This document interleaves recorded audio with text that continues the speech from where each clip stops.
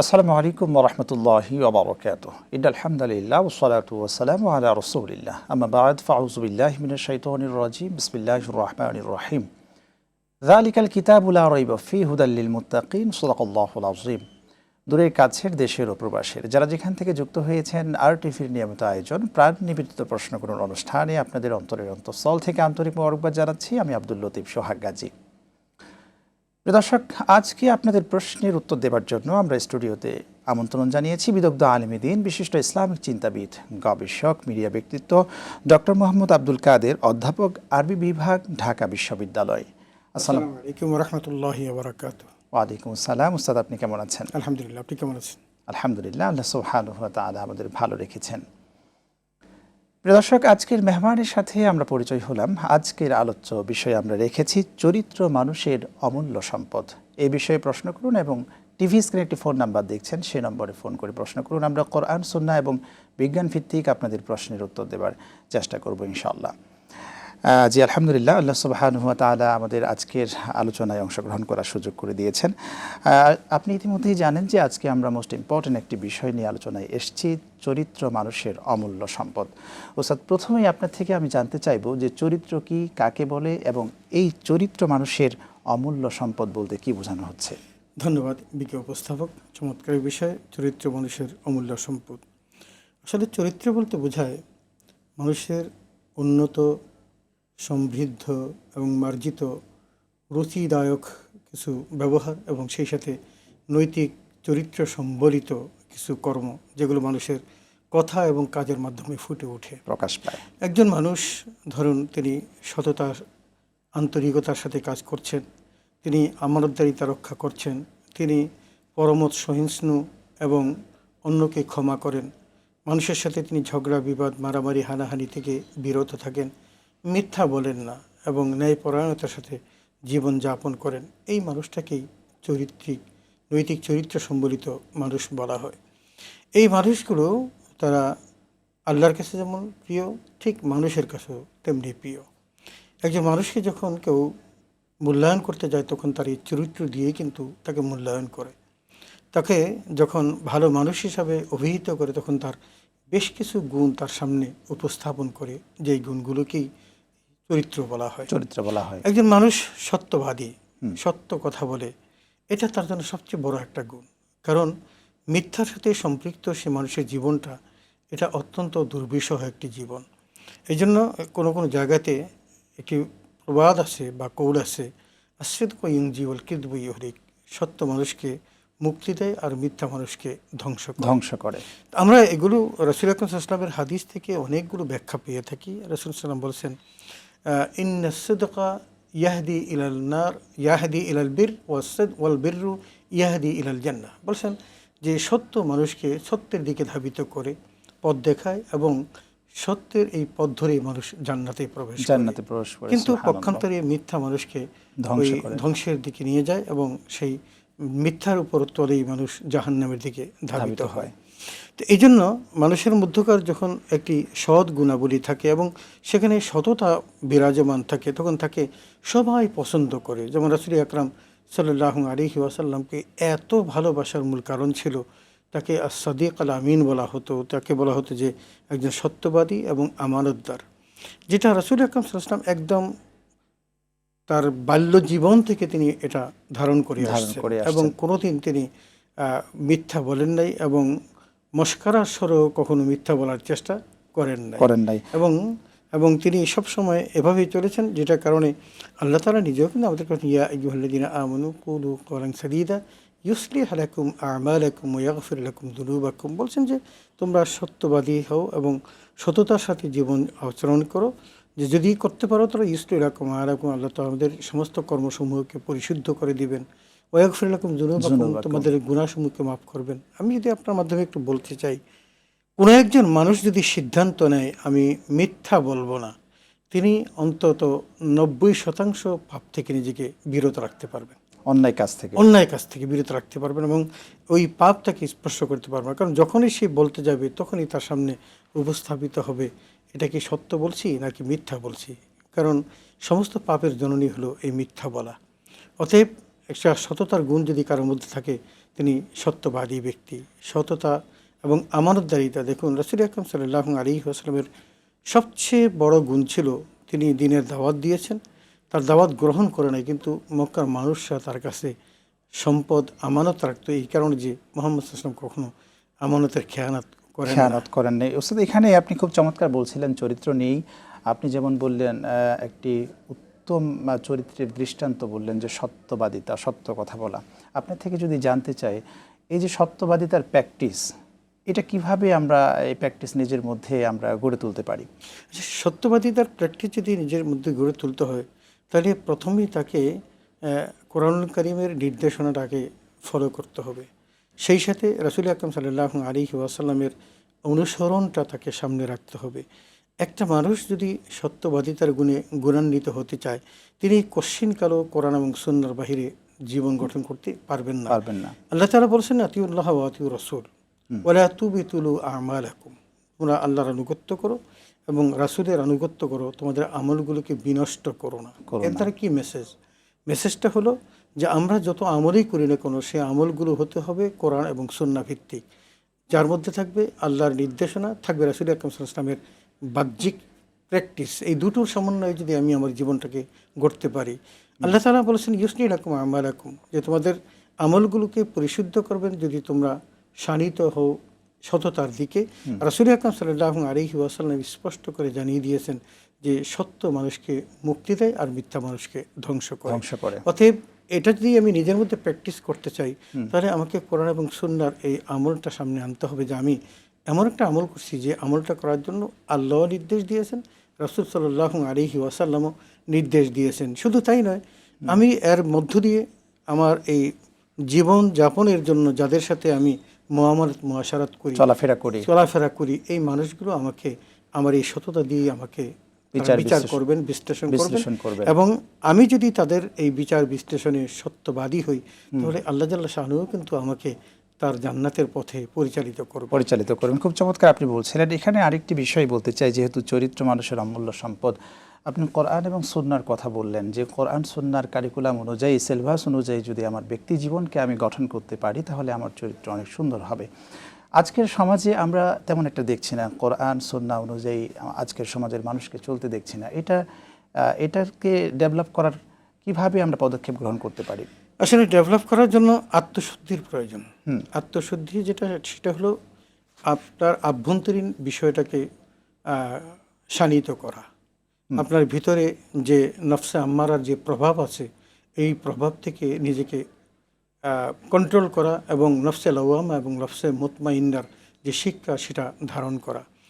আপনার নফসে আম্মারা সবসময় আপনাকে অন্যায়ের দিকে ধাবিত করবে, কারণ সেটা টোটালি শয়তান দ্বারা নিয়ন্ত্রিত। এই জন্য আল্লাহ বলছেন সূরা ইউসুফের মধ্যে বলছেন ইন্না নফসা লাআম্মারাতুম বিসসু, যে নফসে আম্মারা সর্বদা কিন্তু মানুষকে পাপের দিকে ধাবিত করে। এই মিথ্যাটা কিন্তু পাপের একটা মূল কারিগর। এখন এটা আপনাকে নফসে আম্মারার কৌশলের কারণে কিন্তু আপনি এই মিথ্যার মধ্যে আড়ষ্ট হয়ে যাচ্ছেন। এখন যদি আপনি প্র্যাকটিস করেন, কি করবেন?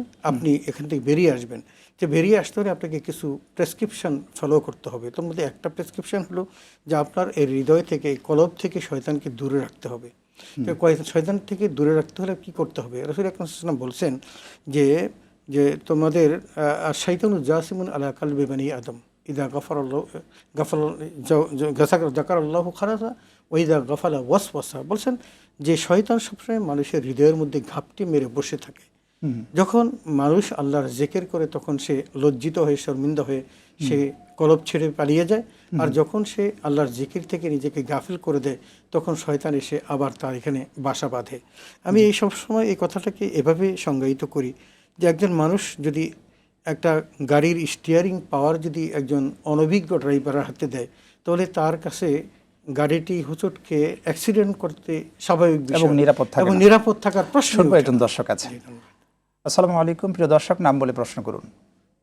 ওয়ালাইকুম সালাম, আমি রুবেল বলছিলাম মোহাম্মদপুর থেকে। আমি জানতে চাচ্ছিলাম, মৃত যখন মারা যায় তখন তার যে মৃত্যুবার্ষিকী আসে প্রতি বছর ঘুরে ঘুরে, ইসলামিক দৃষ্টিতে সেই মৃত্যুবার্ষিকীতে মৃতের প্রতি তার পরিবারের ছেলে মেয়েদের কি করণীয়? ওকে, আপনি থাকুন।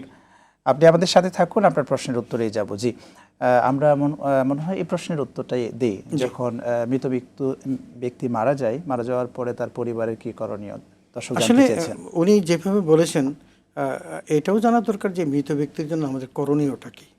এটা উনি যখন মারা গেলেন বা বছর ঘুরে আসলে ওই দিনেই যেন তার জন্য করতে হবে, এটা শরীয়ত সম্মত কোনো বিষয় না।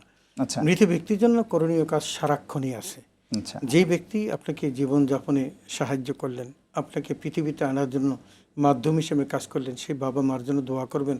এটা যেন নির্ধারিত ক্ষণ সময় কোনোটাই বাধ্যবাধকতা নেই, বরং যখনই সুযোগ পাবেন তখনই তার জন্য একটু দোয়া করবেন। এবং আল্লাহ বিধান শিখিয়েছেন, রাব্বির হামহুমা কামা রাব্বায়ানি সগীরা। এটা হলো সর্বশ্রেষ্ঠ দোয়া। কিন্তু দোয়া। আপনার যে আরও আত্মীয় স্বজন আছেন, এই আত্মীয় স্বজনরা কিন্তু আপনি একটু চক্ষু বন্ধ করলে দেখবেন ছোট্টবেলা থেকে শুরু করে এই পর্যন্ত আসার পিছনে আপনার এই সমস্ত আত্মীয় স্বজন, এই সমস্ত শরীর শুভাকাঙ্ক্ষী, এদের যে কত কন্ট্রিবিউশন, এই কন্ট্রিবিউশনগুলো যদি আপনি একবার খেয়াল করেন তাহলে অবচেতন মনেই তাদের জন্য একটা দোয়া চলে আসবে, এবং সেই দোয়াটাই কিন্তু আপনার প্রতিনিয়ত তাদের মুক্তির পাথে হিসাবে কাজ করবে। খুব চমৎকার বলছেন, আমরা ফিরবো ইনশাল্লাহ। প্রিয় দর্শক, আপনারা দেখছেন RTVর নিয়মিত আয়োজন প্রাণ নিবেদিত প্রশ্ন করুন অনুষ্ঠান। দেখতে থাকুন। সময় হয়ে গেল বিরতি নেবার, ফিরছি একটু পরে ইনশাল্লাহ।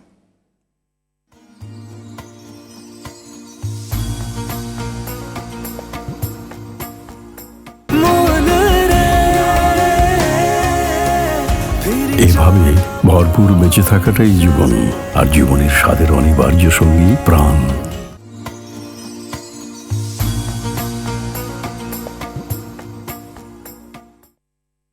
দর্শক, বিরতির পর ফিরে এলাম আপনাদের প্রিয় অনুষ্ঠানে। আপনারা দেখছেন RTVর নিয়মিত আয়োজন প্রাণ নিবেদিত প্রশ্ন করুন অনুষ্ঠান।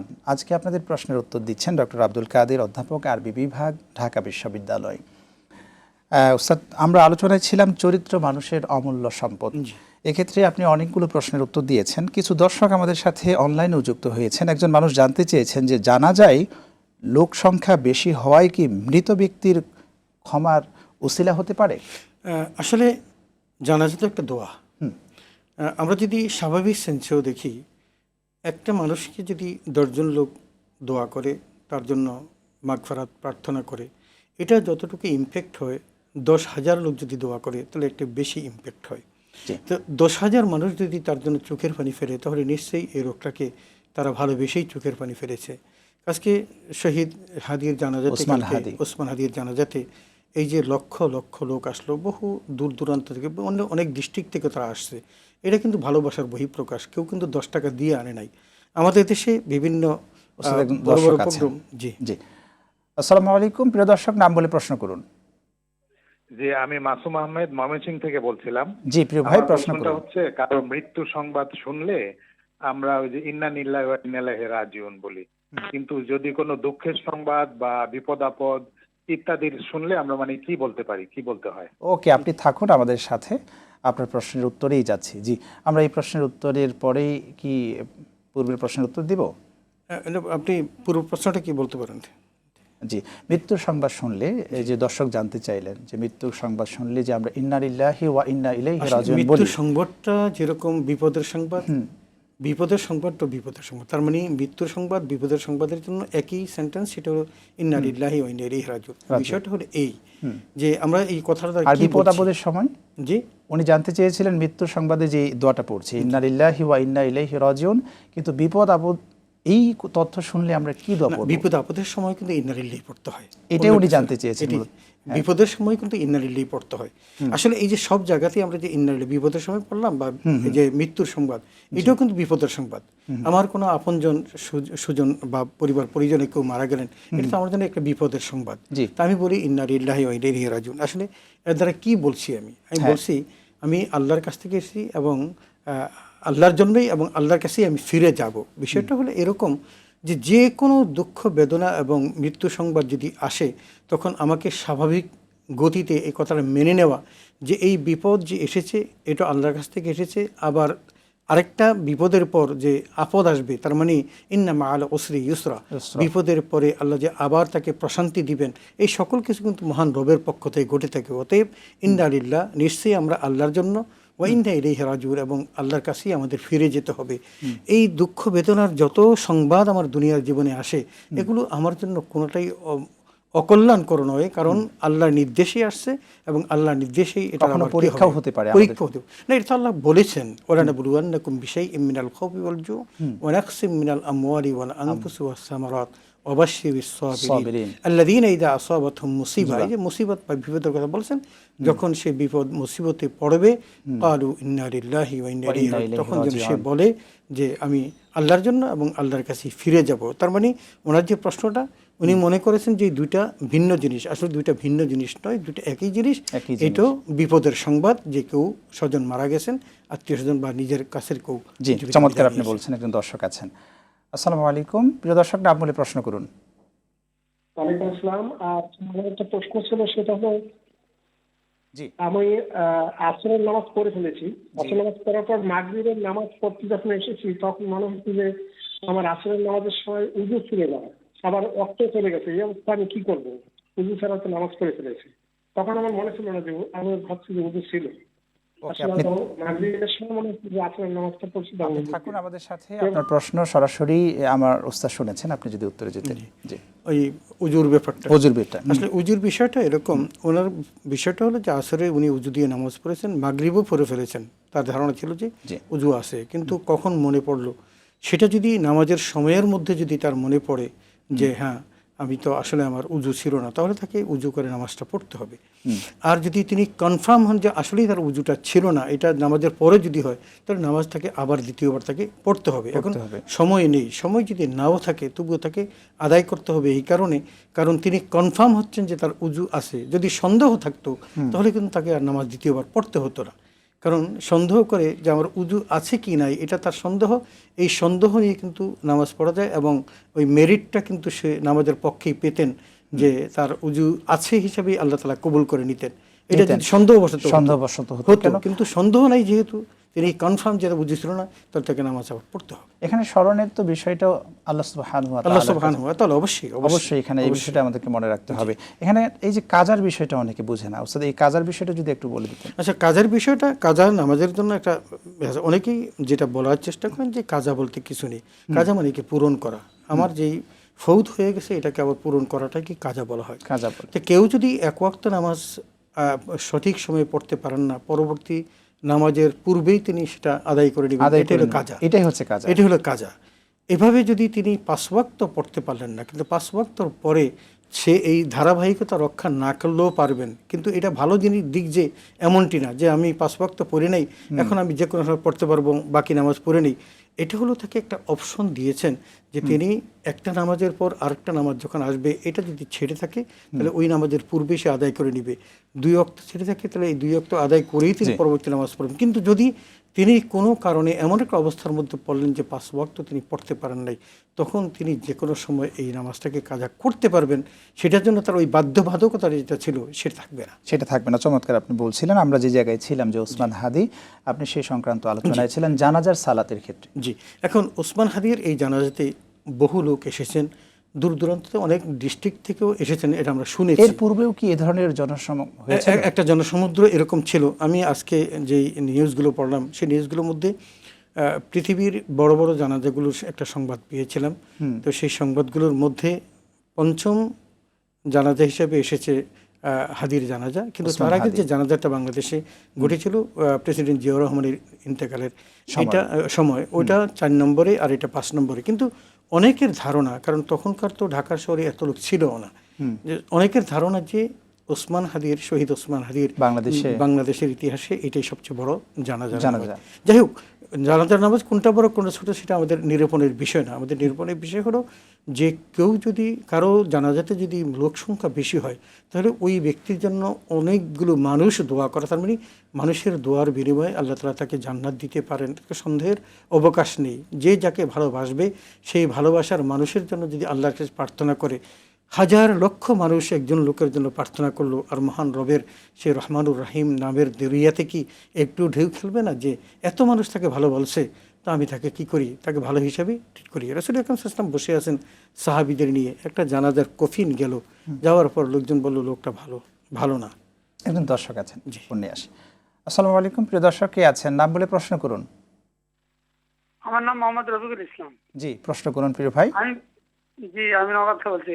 প্রশ্ন হচ্ছে যে আমার এই মানুষ মাটি দেওয়ার সময় হুম মিনহা খালাকনাকুম ওয়া ফিহা নুইদুকুম এই দোয়া করে মাটি দেয় না? জি এটা বলে কি ঠিক না ওই বিসমিল্লাহ বলে মাটি দেওয়াটা ঠিক? ওকে, আপনি থাকুন আমাদের সাথে, আপনার প্রশ্নের উত্তরেই যাব। জি, আপনি যদি আগে এই প্রশ্নের উত্তরটাই দিতেন। জি, এই প্রশ্নটা জি, যে মানুষ যখন মারা যায়, আমরা যখন লাশটাকে কবরে দেই, তখন কিন্তু অনেকেই বলে মিনহা খলাকনাকুম ওয়া ফিহা নুঈদুকুম ওয়া মিনহা নুখরিজুকুম তারাতান উখরা। আসলে আমরা বলছি কি, এটা আমরা তো অনেকে না বুঝেই এই কাজগুলো করছি। জি জি সেটা হলো মিনহা খালাকনাকুম, তোমাদেরকে এই মাটি থেকে সৃষ্টি করা হয়েছে, অফিহা নুঈদুকুম, এবং তোমাদেরকে এই মাটিতে আবার দাফন করা হবে বা ফিরিয়ে আনা হবে, অমিনহা নুখরিজুকুম তারাতান উখরা, এবং তোমাদেরকে পর্যায়ক্রমে এই মাটি থেকে উঠানো হবে। এটা একটা মেসেজ। কিন্তু আরেকটা বিষয় যেটা আছে সেটা হলো যে বিসমিল্লাহি ওয়া আলা মিল্লাতি রাসূলিল্লাহ, অনেকে এই দোয়াটা পড়ে, বিসমিল্লাহি ওয়া আলা মিল্লাতি রাসূলিল্লাহ, যে আল্লাহর নামে শুরু করছি, যে রাসূলের মিল্লাতের উপর তার এই দাফনটা হোক। এখন আমি যদি এইভাবে বলি বিষয়টা, এটা হলো মানুষের ভালোবাসার বহিঃপ্রকাশ। সে তাকে এগুলো স্মরণ করে একটু মাটি দিয়ে তাকে কি করছেন, তার আযাবের জন্য, নিষ্কৃতির জন্য দোয়া করছেন।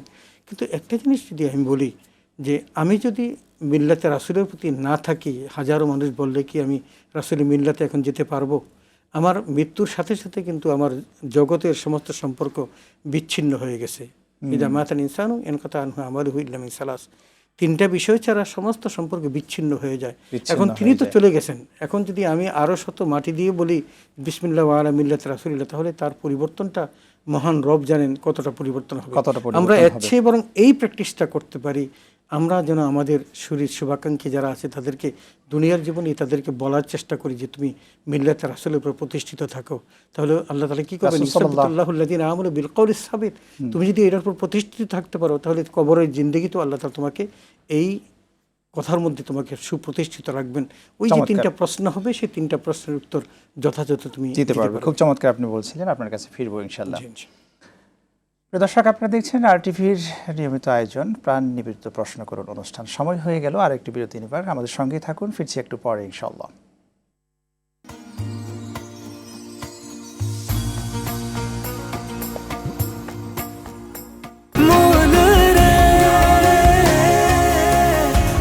এভাবে ভরপুর বেঁচে থাকাটাই জীবন, আর জীবনের স্বাদের অনিবার্য সঙ্গী প্রাণ।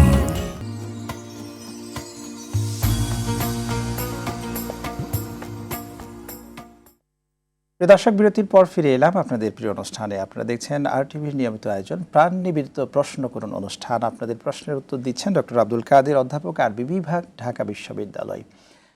জি স্যার, আমরা আজকে আলোচনায় যদিও ছিলাম চরিত্র মানুষের অমূল্য সম্পদ, যেই জায়গায় আমরা কথায় ছিলাম যে উসমান হাদি এমন এক চরিত্র ধারণ করলেন যেখানে আজকে সারা বাংলার মানুষের তিনি আদর্শ হয়ে দাঁড়িয়েছেন।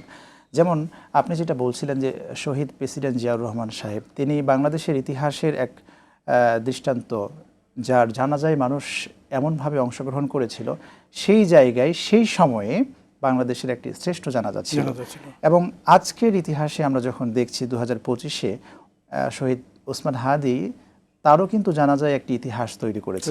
এই সময়ের জন্য আমরা এটা বলতে পারি যে সর্বশ্রেষ্ঠ।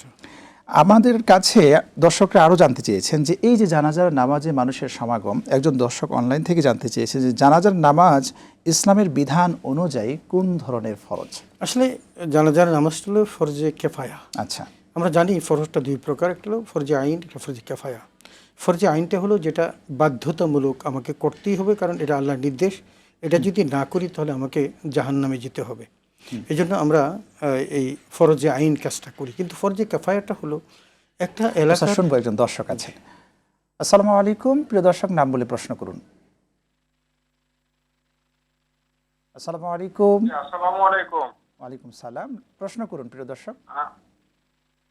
আমার প্রশ্ন হলো যে নামাজের সময় যে সূরা পড়তে হয়, যে এখানে যে কোরআন তেলাওয়াতের নিয়ম যে এক আলিফ বা গুণ না করা, সেই রকম আবার আত্তাহিয়াতু, দরুদ শরীফ এগুলা পড়তেও কি সেটা লাগবে কিনা? ওকে, আপনি থাকুন, আপনার প্রশ্নটি আমরা বুঝেছি। আমরা মূলত দর্শকের প্রশ্নের উত্তর দেওয়ার পরেই মূলত সেই প্রশ্নেই পূর্বের উত্তরে আমরা যাব। উনি জানতে চেয়েছেন যে আমরা যখন এই সালাতের সূরাগুলো পড়ছি, যখন সূরা কেরাতগুলো পড়ছি, এইগুলো যখন আমরা একটু মদ গুন্না দিয়ে পড়ি, ঠিক একইভাবে দোয়াগুলো পড়ার ক্ষেত্রে সেখানেও কি মদ গুন্নার বিষয়গুলো আসবে কিনা এটা জানতে ধন্যবাদ। চেয়েছেন। আসলে কোরআনুল কারীম তেলাওয়াত করতে যেরকম আরবির ব্যবহার, ঠিক দোয়াগুলোর মধ্যে একই জিনিস, মাসনুন তরিকারা একই জিনিস। কিন্তু এখন আরবি পড়তে হলে আপনাকে কিছু মাখরাজ আছে, কিছু সেফাত আছে, যেগুলো আদায় না করলে অর্থের বিকৃতি ঘটে। এখন কোরআন তেলাওয়াতের সময় যদি আপনি সেগুলো প্রতিপালন করেন অর্থের বিকৃতি না ঘটানোর জন্য, তাহলে আপনাকে কিন্তু ওই দোয়াগুলো পড়ার সময় কিন্তু সেগুলো লক্ষ্য করতে হবে। যদি না করেন তাহলে, যেমন দেখুন, আপনি আলিফের উচ্চারণ আইনের সাথে মিলিয়ে ফেললে তাহলে অর্থের বিকৃতি ঘটবে। আপনি কুল শব্দের অর্থ হলো বলুন, আর কুল শব্দের অর্থ হলো খাও। এখন খাও এবং বলুনের মধ্যে আকাশ পাতাল পার্থক্য। আর আমটা হলো তুমি নেয়ামত দিয়েছো, আর আমি নেয়ামত দিয়েছি, তার মানে নিজেকে খোদার মসনদে বসানো। তো এই যে ভুলগুলো, এগুলো যেন কোনো অবস্থাতেই না হয়, সেটা দোয়ার ক্ষেত্রে হোক অথবা তেলাওয়াতের ক্ষেত্রে হোক। সুতরাং তাকে এগুলো লক্ষ্য করেই পড়তে হবে। শুকরান। একজন দর্শক আছেন। আসসালামু আলাইকুম। প্রিয় দর্শক, নাম বলে প্রশ্ন করুন। আসসালামু আলাইকুম। ওয়ালাইকুম আসসালাম, প্রশ্ন করুন। আমি পঞ্চগড় ডিস্ট্রিক্ট আউটরাই থেকে বলতেছিলাম সোহাগ ভাই। আমি হুজুরের কাছে একটি জিজ্ঞাসা করতে যাচ্ছিলাম যে অনেক জানাজা আমি লক্ষ্য করতেছি যে জুতা পরে নামাজ আদায় করতেছে, এটি কতটুকু ইসলামের আলোকে সর্বনীয়? জি, আপনি আমাদের সাথেই থাকুন, আপনি মনে হয় প্রশ্নটা বলছেন। জি, আসলে ওই জুতা পরে জানাজার নামাজ পড়া যাবে কিনা, এটা হলো ওনার মূল প্রশ্ন। এরপরে হচ্ছে না, জুতো পরে জানাজার নামাজে অনেকে দাঁড়ায়, সেটা উনি জানতে চেয়েছেন। জুতো পরে হ্যাঁ, জুতো পরেও নামাজ পড়া জায়েজ আছে। আচ্ছা, যখন তিনি কনফার্ম থাকেন তার জুতার নিচে কোনো ইয়ে নেই, কি বলে, অপবিত্র কোনো নাজাসাত না থাকে, তো তিনি পড়তে পারেন, ওগুলো পরেই কিন্তু তিনি নামাজ পড়তে পারেন। কিন্তু যদি তার জানা থাকে তিনি এমন এক জায়গা দিয়ে হেঁটে আসছেন যেখানে তার ওখানে ময়লা থাকতেই পারে, এমন অবস্থায় তিনি জুতা খুলবেন, খুলে জুতার উপরে দাঁড়াবেন, এটাও পারেন। কারণ বাইরে যদি পা রাখতে তার অসুবিধা হয়। কিন্তু শরীয়তের সম্মত নিয়মটা হলো জুতা খুলেই দাঁড়ানো। কিন্তু শরীয়তে যে ওইটা নিষেধ আছে এমনটি নয়। যদি তিনি কনফার্ম থাকেন যে তার জুতার মধ্যে কোনো নাজাসাত নেই, কোনো ময়লা নেই, পরিদিগি নেই, তাহলে কিন্তু তিনি জুতা পরেও পড়তে পারবেন। এক্ষেত্রে ওস্তাদ আরেকটি বিষয় জেনে নিতে চাই যে সামাজিক সৌন্দর্য বলে একটি কথা রয়েছে। অবশ্যই অবশ্যই। এই ক্ষেত্রে যদি আপনি সামাজিক সৌন্দর্য যে সেটা হলো জুতা খুলে জুতাগুলো সামনে রেখে তারপরে নামাজে দাঁড়ানো, এটা হলো সবচেয়ে সুন্দর। খুব চমৎকার আপনি বলছিলেন। আপনার কাছে আমরা প্রশ্ন রেখেছিলাম যে এই জানাজার সালাতটা মূলত, এখন যেটা বলছেন, একটা হলো ফরজি আইন, একটা ফরজি কিফায়া। তো ফরজি আইন যেটা, সেটা হলো আল্লাহ কর্তৃক প্রদত্ত নির্দেশনা, আকিমুস সালাত, নামাজ কায়েম করো, ওয়াতিউজ যাকাত, যাকাত প্রদান করো, এগুলো আল্লাহ নির্দেশনা। এগুলো ম্যান্ডেটরি করতেই হবে, যদি না করি তাহলে আমি অপরাধী হব এবং আল্লাহ আমাকে গুনাহের শাস্তি দিবেন। আর আরেকটা হলো ফরজি কিফায়া, যেটা সবার জন্য এটা ফরজ নয়, বরং সমাজের মধ্যকার কয়েকজন ব্যক্তি যদি এই দায়িত্বটা সম্পন্ন করেন তাহলে সবার পক্ষ থেকে আদায় হয়ে যাবে। আমার একটি আমল হলো এই জানাজার নামাজ। সুতরাং আমরা যেটা করে থাকি সেটা, যেমন গতকালকে যেটা ঘটেছিল, সেটা আবেগের বশত হয়েছিল। লক্ষ লক্ষ মানুষ যারা তাকে ভালোবেসেছে, তারা ভালোবাসার কারণেই তার জন্য দোয়া করতে এসেছে, অংশগ্রহণ করেছে। কিন্তু এটা যদি 5-7 জনও যদি দায়িত্ব পালন করতেন তাহলে কিন্তু সমাজের মধ্যে সবার পক্ষ থেকে আদায় হয়ে যেত। একজন দর্শক আছেন। জি, প্রিয় দর্শক, আসসালামু আলাইকুম। নাম বলে প্রশ্ন করুন। ওয়ালাইকুম সালাম। আমি মামুন রেজা বলছি নওগাঁ থেকে। আমার একটি প্রশ্ন, জি, যে কোন মুসলিম যদি আমাদের রাসূল সাল্লাল্লাহু আলাইহি সাল্লামের মতো গুণাবলী যদি অর্জন করতে চায়, তাহলে সে কিভাবে সেই গুণাবলীগুলো অর্জন করতে পারে? ওকে, আপনি থাকুন আমাদের সাথে, আপনার প্রশ্নের উত্তরেই যাচ্ছি প্রিয় ভাই। জি জি, ধন্যবাদ। আসলে রাসূল আকরাম সাল্লাল্লাহু আলাইহি ওয়াসাল্লাম যেটা আল্লাহ তাআলা তাকে একটা সার্টিফিকেট দিয়েছেন, সার্টিফিকেট ইন্নাকা আলা খুলুকিন আযীম, আপনি মহান চরিত্রের উপর অধিষ্ঠিত। এবং আল্লাহ তাআলা আবার আমাদেরকে বলেছেন, লাকাদ কানা লাকুম ফি রাসূলিল্লাহি উসওয়াতুন হাসানাহ, রাসূল আকরাম সাল্লাল্লাহু আলাইহি ওয়াসাল্লামের জীবনেই তোমাদের জন্য উত্তম আদর্শ হয়েছে। তো এই যে তাখাল্লাকু বিআখলাকিল হাসানা আমাদেরকে বলেছেন, নির্দেশনা দিয়েছেন রাসূল সাল্লাল্লাহু আলাইহি ওয়াসাল্লাম যে উত্তম আদর্শ ধারণ করার জন্য। তাহলে উত্তম আদর্শ ধারণের মডেলটা হলেন মুহাম্মদুর রাসূলুল্লাহ সাল্লাল্লাহু আলাইহি ওয়াসাল্লাম। তিনি যেভাবে চলেছেন, তিনি চলেছেন কিভাবে? তিনি চলেছেন কোরআনের মতো করে। হযরত আয়েশা সিদ্দিকা রাদিয়াল্লাহু তাআলা আনহার কাছে যখন নবীজির চরিত্র সম্পর্কে জানতে চেয়েছিলেন, তিনি পাল্টা প্রশ্ন করেছিলেন, আলাস্তুম তাকরাউল কোরআন, তোমরা কি কোরআন পড়ো না? তখন তারা বলেন, হ্যাঁ, আমরা তো কোরআন পড়ি। তখন আয়েশা সিদ্দিকা বলেছিলেন, কানা খুলুকুহু আল কোরআন, যে রাসূলুল্লাহ সাল্লাল্লাহু আলাইহি ওয়াসাল্লামের গোটা জিন্দেগিটাই হলো চরিত্রটাই হলো কোরআন। তার মানে রাসূলুল্লাহ সাল্লাল্লাহু আলাইহি ওয়াসাল্লাম কোরআনের জীবন্ত প্রতীক ছিলেন। তাহলে বোঝা গেল আমরা যদি চরিত্র গঠন করতে চাই রাসূলের মতো, তাহলে কোরআন অনুসারে আমাদেরকে জীবন গঠন করতে হবে। কোরআন যেটা করতে যেভাবে করতে বলেছেন সেভাবে করা, আর যেটা করতে নিষেধ করেছেন সেটা বর্জন করার নামই হলো এই উত্তম চরিত্র গ্রহণ করা। খুব চমৎকার আপনি বলছেন। একজন দর্শক জানতে চেয়েছেন অনলাইন থেকে যে ইবাদতের সঙ্গে চরিত্রের সম্পর্ক কি? বিশাল সম্পর্ক, একটা আরেকটার সাথে সম্পূরক। ধরুন আপনি ইবাদত কোনটা, ইবাদতের যদি সহজ সংজ্ঞাটা বলি এভাবে বলি, আল্লাহ তাআলা যে কাজটি করতে বলেছেন সেটা করা, যেটা করতে নিষেধ করেছেন সেটা বর্জন করা। এখন আপনার যে আখলাক, এই আখলাকের মধ্যে আল্লাহ তাআলা সত্য কথা বলতে বলেছেন। আল্লাহ কি বলছেন? আকুলু কাওলান সাদীদা, তোমরা কি করো? সত্য কথা বলো। এবং আল্লাহ বলছেন যে তোমরা ওয়াতিজাল কুরবা হাক্কাহু, আল্লাহ তোমার যে অধীনস্থ লোকজন আছেন, আত্মীয় স্বজন আছেন, তাদের হক আদায় করো। ইন্নাল্লাহা ইয়া'মুরুকুম বিল আদলি ওয়াল ইহসান, আল্লাহ বলেছেন তোমাদেরকে যে তোমরা কি করো, এই ইনসাফ কায়েম করো। তো এই কাজগুলো তো আল্লাহর নির্দেশনা, সুতরাং সেই নির্দেশনা অনুসারে আমাদেরকে পালন করতে হবে। খুব চমৎকার আপনি বলছিলেন। অসংখ্য ধন্যবাদ আজকে আমাদেরকে সময় দেওয়ার জন্য। আপনাকে ধন্যবাদ আরটিভি সকল কলা কুশলীকে। দর্শক, আপনারা এতক্ষণ শুনলেন চরিত্র নিয়ে আলোচনা, এবং খুব চমৎকার আলোচনায় ছিলেন ডক্টর আব্দুল কাদের।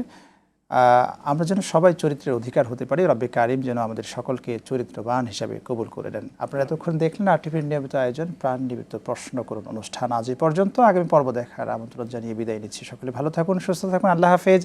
আসসালামু আলাইকুম ওয়া রাহমাতুল্লাহি তাআলা ওয়া বারাকাতুহু।